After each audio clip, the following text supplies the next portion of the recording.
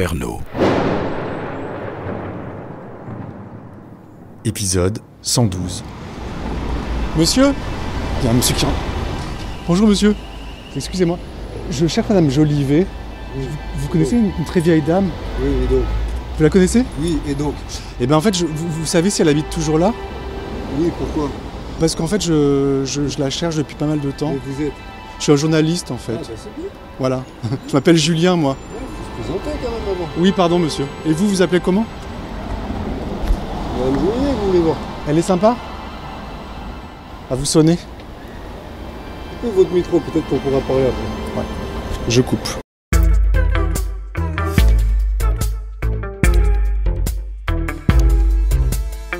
Témoin numéro 1. C'est une enquête de détective. Je fais un podcast. Toi, t'es un homme mort. Boum, boum. Oh oui. Ça fait du bien. Oh oui. Et j'aurais voulu tomber amoureux, toi, de Julien. J'ai horreur des hommes. Ah bon. Avec Catherine Deneuve dans une boîte à partouze. Et France Gall. C'était très dur. Ah, c'est super. Bonsoir. Ich heiße Thorsten Wolleck. T'étais un assassin, t'étais un tueur. Crime presque de masse. Il y a quelqu'un ? Cerno. Mais il était pas sympathique, quoi. 3, 2, 1. Voilà, j'ai rebranché mon micro. Donc le monsieur que j'ai croisé m'a dit qu'elle était très sympathique. Il a essayé de sonner mais elle répond pas. Mais je voudrais, vous voyez, comme elle est très vieille, je veux pas trop l'effrayer quoi. Bon, alors on en est là, on a sonné une deuxième fois, elle répond pas, peut-être qu'elle est occupée, dans le sens, le mieux, ce que vous avez à faire, c'est que, comme on l'a dit tout à l'heure... Je lui écris. Je vais lui écrire, oui.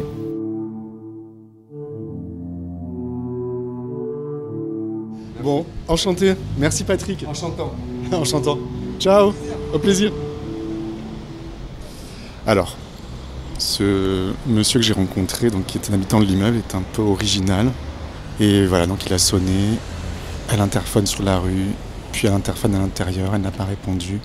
Il m'a dit qu'elle était très gentille, que c'était un ange, qu'il était au courant de l'affaire, qu'il savait que sa mère avait été tuée, qu'il voulait pas trop s'avancer sur le fait qu'elle devait en parler ou pas, et qu'elle avait un fils, voilà, que son fils venait souvent. Voilà, donc je lui ai dit que j'allais lui écrire, il m'a dit que c'était une bonne idée. Ah oui, et aussi il m'a dit qu'il allait peut-être lui en parler à Madame Jolivet. J'ai eu peur quand il a sonné chez elle. Je sens que je me rapproche d'André Gescoff. J'ai jamais été aussi proche d'elle.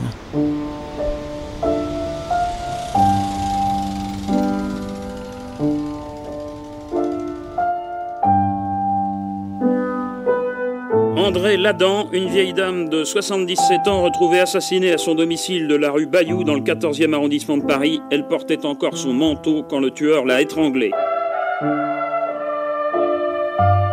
3, 2, 1.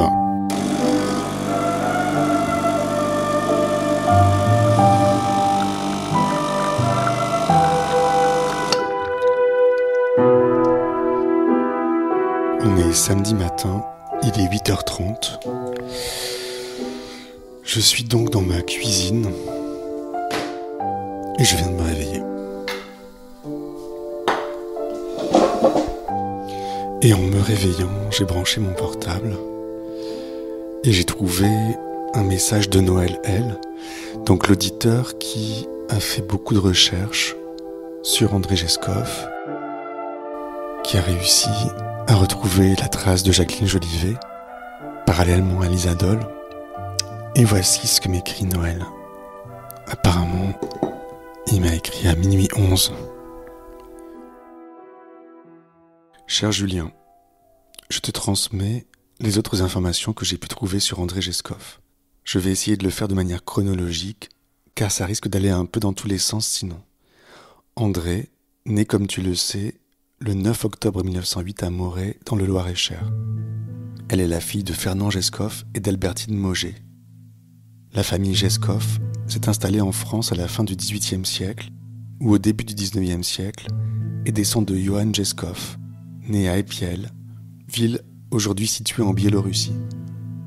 Selon certains sites de généalogie, Fernand Gescoff serait mort à l'hospice de Vendôme en 1920. Cependant, je pense qu'il s'agit d'un homonyme, puisque l'acte de mariage d'André, en 1931, mentionne que son père est journalier, toujours vivant, qu'il demeure à Vendôme et qu'il a donné son consentement au mariage de sa fille par acte authentique devant huissier. Donc, sa mère, Albertine Mauger, décédera à Paris le 9 octobre 1911 à l'hôpital Cochin, donc le jour des 3 ans d'André Gescoff. Elle résidait alors avenue d'Italie, vraisemblablement sans son mari. L'acte de décès mentionne en effet Fernand Gescoff comme étant son mari, mais pas où il réside. Il est porté la mention sans autre renseignement. Je ne sais pas exactement quelles conclusions ont tiré, mais le couple Mauger-Gescoff s'était peut-être alors séparé, ou elle était peut-être venue chercher du travail sur la capitale pour contribuer aux besoins de la famille. J'ai ensuite retrouvé la trace d'André en 1926 à Paris, au 4 bis rue Asseline, dans le 14e. Elle est alors apprentie couturière et est hébergée par un couple formé de monsieur Lucien Lafrenet et son épouse Marguerite. Marguerite est en réalité la tante d'André. Elle décédera à Saint-Hilaire-la-Gravelle le 16 octobre 1950. Comme tu le vois, il s'agit également de la commune où sont nés les 2 fils d'André, Henri et Lucien, en 1933. Je me demande donc si ce ne serait pas au cours d'une visite chez cette tante que les 2 enfants seraient nés. Oui, c'est vrai que ça me disait quelque chose, Saint-Hilaire-la-Gravelle. J'ai également découvert qu'André avait une sœur, Simone Gescoff, née le 14 février 1907 à Saint-Hilaire-la-Gravelle, encore, vraisemblablement sans enfant. Je n'ai pas trouvé d'autres frères ou sœurs d'André. Par la suite, André et Lucien Ladan se marieront le 8 février 1930 à la mairie du 14e arrondissement. Lucien est alors employé à la préfecture de la Seine et André est indiquée comme étant couturière. Elle réside toujours chez sa tante, au 4 bis rue Asseline. René Ladan, frère de Lucien, est témoin de leur mariage. En 1931, le couple Gescoff-Ladan vit donc dans le 14e arrondissement avec Jacqueline, leur fille. Comme tu le sais, Lucien Ladan décédera le 10 février 1955. À cette date, il était toujours magasinier pour la préfecture de la Seine et le couple vivait au 14 rue Maison-Dieu dans le 14e. Je te joins plusieurs des documents qui m'ont permis de trouver ces informations. Je continue à chercher dès que j'ai un instant de libre. Bien à toi, Noël L. Mais effectivement, il y a plein de documents en pièces jointes. Merci beaucoup Noël. Je suis à la fois ému et impressionné. Alors, ce que je retiens de tout ça, entre autres bien sûr, c'est que André Gescoff avait perdu sa mère très jeune, qu'elle était couturière, et donc elle a aussi fait sa vie dans le 14e arrondissement. Et d'ailleurs je vais me préparer, parce que j'ai rendez-vous rue Bayou, à 11h, ce samedi matin, avec Christophe, que vous avez pu entendre dans l'épisode 111. Christophe qui avait donc des amis, qui habitait l'appartement d'André Gescoff, rue Bayou, en 1986. Je pense qu'il a eu des informations, qu'il sait où se trouve le lieu du crime, à quel étage, etc., etc. Je pense qu'il a écrit à ses amis et qu'ils lui ont répondu. Et je lui ai donné rendez-vous rue Bayou pour voir si des souvenirs refont surface. Je vais me préparer. Cerno. En fait, le monsieur ne fait pas une enquête. Hein. Ah non. C'est une anti-enquête. Ah c'est ouais? comme ça que je l'appelle. Ah oui? Une anti-enquête. 3, 2, 1. Je suis donc arrivé dans le 14e arrondissement pour aller à mon rendez-vous avec Christophe. Il est 10h52. J'ai rendez-vous à 11h. Le soleil brille. Je suis rue d'Alésia. Et je me dis que ça fait presque 1 an que j'ai commencé à enquêter sur André Gescoff. Au début, je passais quelques jours sur les victimes. Et maintenant, il me faut 1 an. Parce que ma méthode a changé.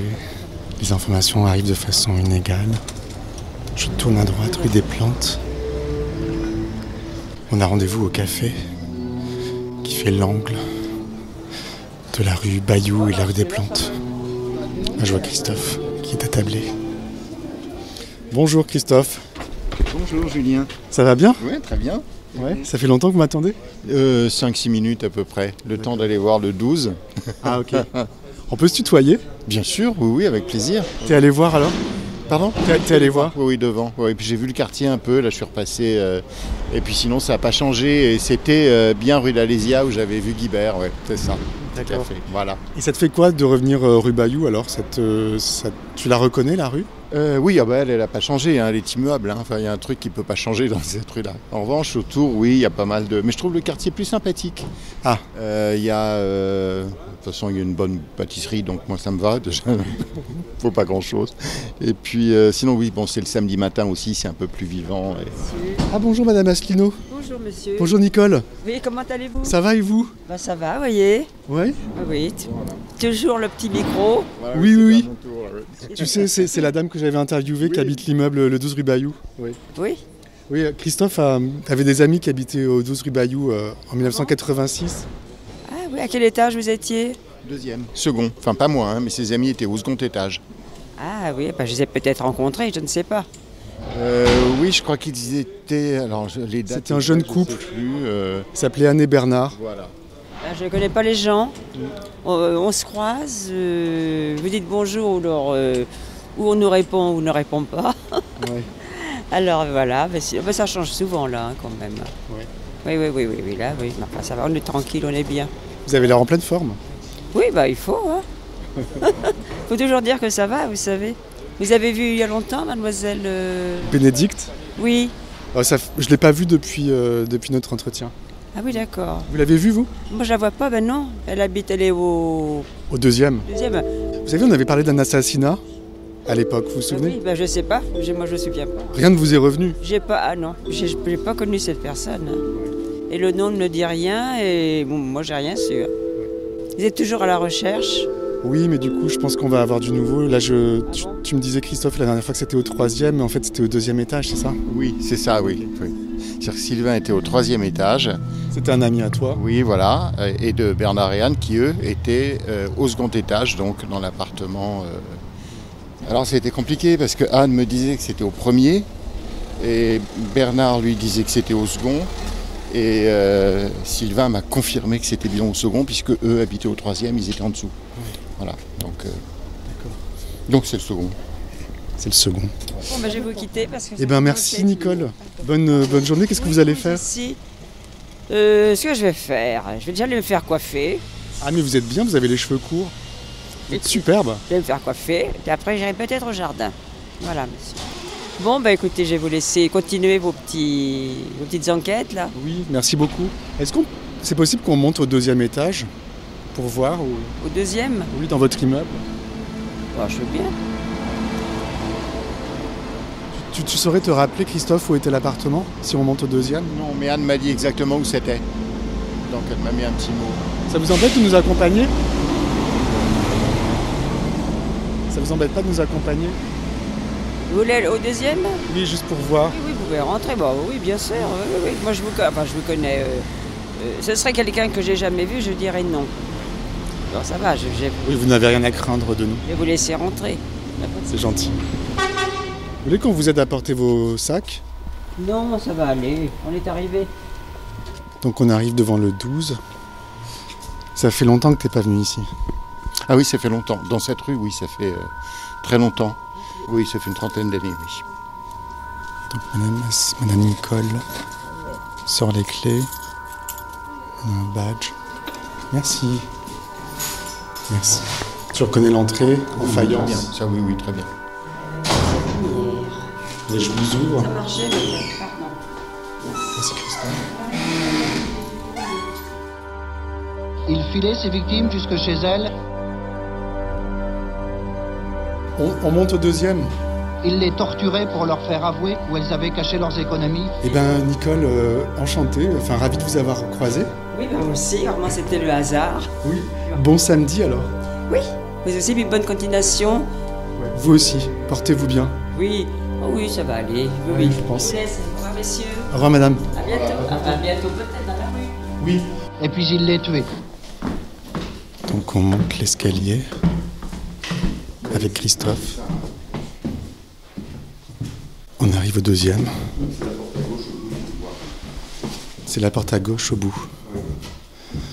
Celle-là. Oui, parce que ça donne sur la rue. Oui, c'est ça. C'est un appartement qui donnait sur la rue. Ils me l'ont confirmé. D'accord, donc c'est là qu'habitait André Gescoff. J'ai un peu peur. que ce soit l'appartement de Bénédicte, la dame que j'avais rencontrée quand j'étais venu ici pour la première fois. Je sais qu'elle habite au 2e. Elle m'a dit où elle habitait, je pense que c'est sur rue. Oui, c'était un appartement sur rue, oui. Je sais qu'elle a écouté le début du podcast, je sais pas si elle écoute encore, mais voilà. Oui, c'est troublant, oui. Bon, ça te fait quoi d'être ici ? C'est un peu bizarre. Surtout, en plus, on a suivi cette dame en lui demandant de porter ses courses, ce qui est toujours un peu troublant. Ouais, c'est la méthode de Thierry Paulin. Ouais, voilà, on est vraiment sur ses pas. Et puis oui, c'est aussi, ça revient toutes ces années en arrière. Et là, je me souviens très bien de ce jour avec la tâche, tout ça. Et puis après, des années après, où Sylvain habitait au-dessus avec Adèle. Donc oui, c'est un appartement que j'ai beaucoup fréquenté finalement. Oui. Donc tu avais à l'époque une vingtaine d'années. Oui. Et maintenant tu en as 60. Exactement, oui. La vie est passée. Oui. Oui, elle a passé, oui. Et je parlais de Sylvain l'autre jour. Ah, pas à Sylvain l'autre jour. Donc Sylvain, c'était ton ami qui habitait dans cet immeuble au-dessus. Voilà, exactement. Et il était assez affecté, enfin très affecté même par la mort de Jean-Louis Murat.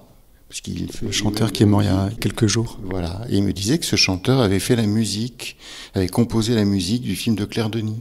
J'ai pas sommeil, sur Thierry Paulin. Oui, ça c'est le titre du film. Et la chanson, c'est Le lien des faits.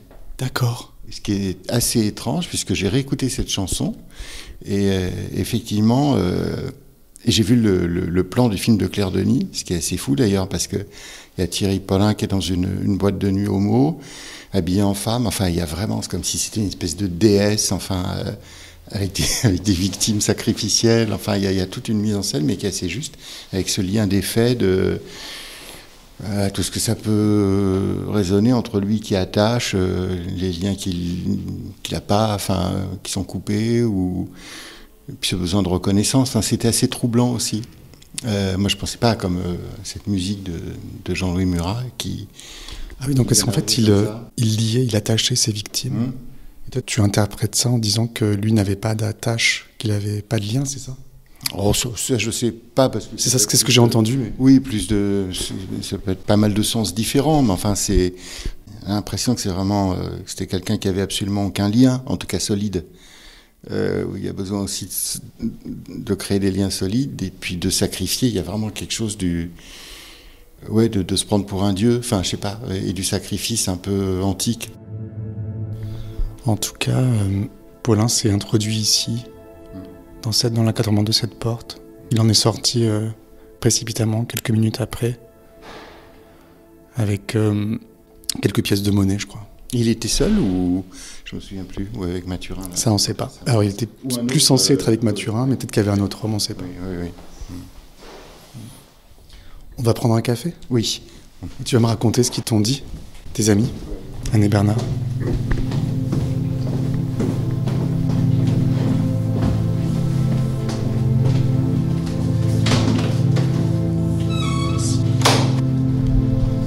Donc on est vraiment dans le club des 5 là.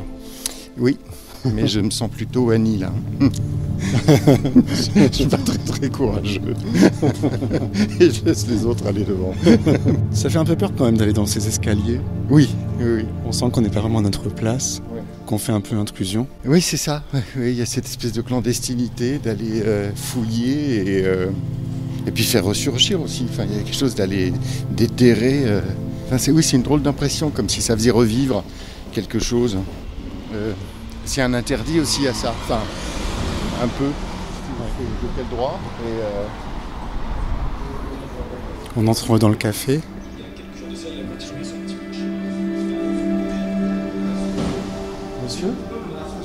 Monsieur ? Monsieur ? Est-ce qu'on peut avoir 2 cafés, s'il vous plaît ?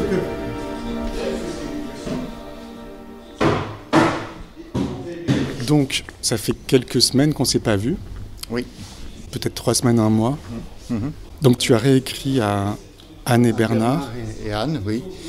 Et donc... Tu peux me lire ce qu'ils t'ont écrit ? Oui, bien sûr. Oui. Tu as ton téléphone ? Oui. Donc, alors, c'est là où Anne disait qu'elle était au premier étage, porte à gauche, au bout du couloir. Elle ne se souvient pas, elle, s'il y a vraiment eu reconstitution.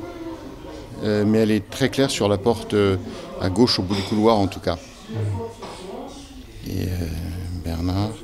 Oui, il me dit, donc si je me souviens bien, oui, bien sûr, nous habitions au 2e étage. Donc lui, il est précis, ça correspond à ce que disait Sylvain, donc vraiment.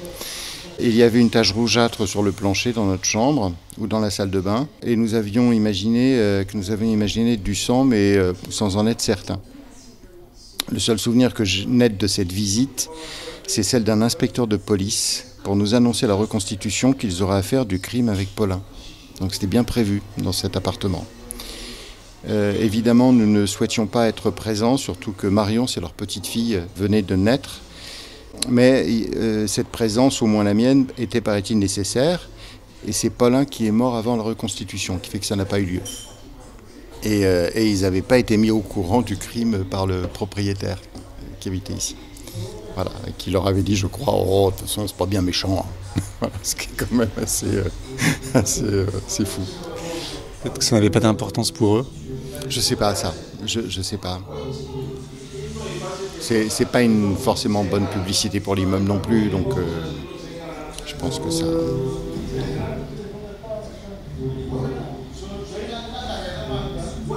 Merci beaucoup. Mais j'ai rêvé où tu disais dans un podcast que tu voulais pas interviewer Claire Denis. C'est ça? Oui. Je l'ai déjà interviewé, ça s'est mal passé. Oui, c'est ça. Oui. Mais c'est pas étonnant du tout. Et tout le monde me parle du film en ce moment. Et je sais qu'il y a un auditeur qui m'a dit qu'il voulait organiser une projection dans un cinéma à Montreuil. Ah oui. Donc j'aimerais bien le revoir parce que je l'ai vu dans les années 90. Oui. Et c'est intéressant ce que tu dis de cette diva en fait. J'ai l'extrait, hein. Enfin, j'ai regardé, donc je pense que... Enfin, je sais pas si ça t'intéresse de revoir ce petit moment-là, mais... C'est dans une boîte. Donc ouais, c'est une scène du film de Claire Denis, J'ai pas sommeil. Et on voit l'acteur qui interprète Thierry Paulin, qui danse dans une boîte de nuit sur cette musique de Jean-Louis Murat. Moi j'adore Jean-Louis Murat. C'est une superbe scène en fait. Oui. Oui, il parle que de liens, et je pense que sur Paulin, c'est qu'une histoire de liens qu'on défait, qui manque et qui se recrée, c'est assez étonnant. C'est très bizarre que ce type-là ait tué pour si peu d'argent. Enfin, il n'y a que du symbole, c'est des sommes symboliques, là, cette scène-là, c'est du symbole, c'est comme une messe noire, enfin, il y a plein de choses comme ça, enfin, qui fait que tout d'un coup, il y a de l'ordre peut-être d'une mission qui s'est donnée, pourquoi, je sais pas, mais en tout cas, c'est très troublant aussi. Qu'est-ce qu'il cherchait, lui aussi? C'était quoi son enquête, là? Enfin, je sais pas, mais... En tout cas, il s'est attaché à ses victimes pour l'éternité, quoi. Oui. Les liens n'ont pas été défaits, là, pour le coup. Enfin, on ne peut pas s'empêcher, quand on répond à ce micro, de penser comme ça aussi, enfin, d'interpréter, d'être sur les lieux. Enfin, il y a une forme de pèlerinage, il y a une forme de... Tout ça, il y a quelque chose qui est de l'ordre d'un symbole fort et d'une histoire qui nous relie, encore des liens, mais... ce réseau là, qui se crée tout de suite avec tous ces auditeurs, il est assez étrange quand même, enfin aussi, de reconstituer une forme de lien autre. Oui, moi aussi je fais des liens, quoi. Oui, c'est ça, oui. Peut-être que j'ai besoin de liens, moi aussi. Je vais en parler à ma psychanalyste mercredi. Oui, oui, je pense, enfin, je sais pas, mais... Enfin, oui, c'est une histoire de lien, quoi. J'avais pas envisagé ça comme ça.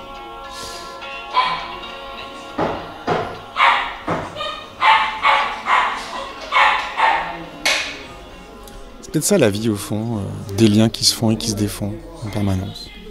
Ah oui, je pense qu'il y a une zone de lien très très fort, et puis après il y a des liens qui se font et qui se défendent tout le temps. Mais là aussi on peut recréer, enfin on peut renouer, on peut même dans les histoires finalement, enfin c'est la même chose. Et tout ce qu'on tend dans ces liens avec les autres.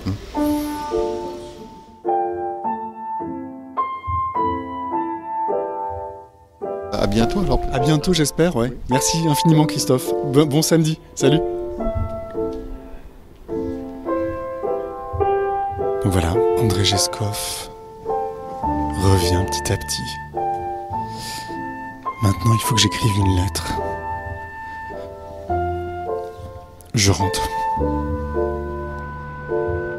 Un tueur hors du commun, Thierry Paulin. 21 assassinats de vieilles dames, peut-être plus, massacrés souvent de manière ignoble.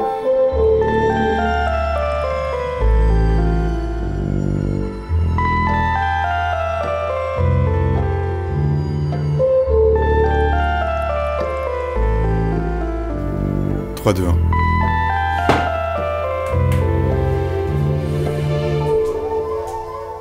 Je suis à mon bureau et je vais écrire une lettre à Jacqueline Jolivet, la fille d'André Geskov.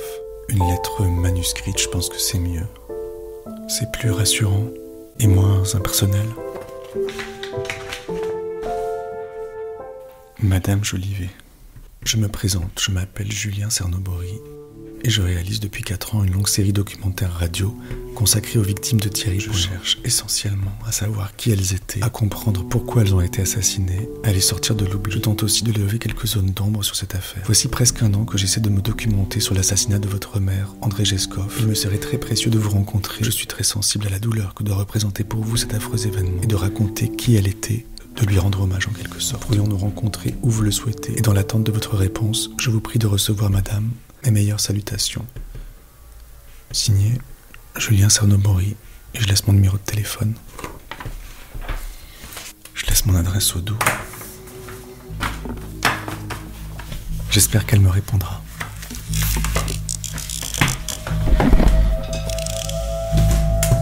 À suivre. Et je vais à la poste.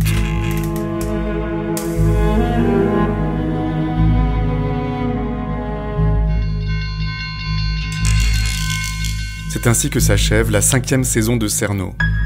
Je vous donne rendez-vous le 17 décembre 2023 pour écouter l'épisode 113 gratuitement. Il sera disponible en avant-première dès le 17 septembre. Non, Cerno n'est pas devenu payant. Tous les épisodes sont gratuits, mais vous pouvez cependant les écouter en avant-première à partir de votre appli de podcast ou sur patreon.com/cerno. C'est comme ça que j'arrive à survivre en tant qu'indépendant dans l'univers impitoyable du podcast, face aux studios et aux grandes radios. Merci beaucoup pour votre soutien.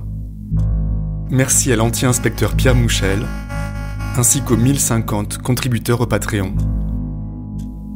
À très bientôt donc, et n'oubliez pas... Ne laissez pas traîner vos grands-mères. Ne laissez pas traîner vos grands-mères. Je m'en fous.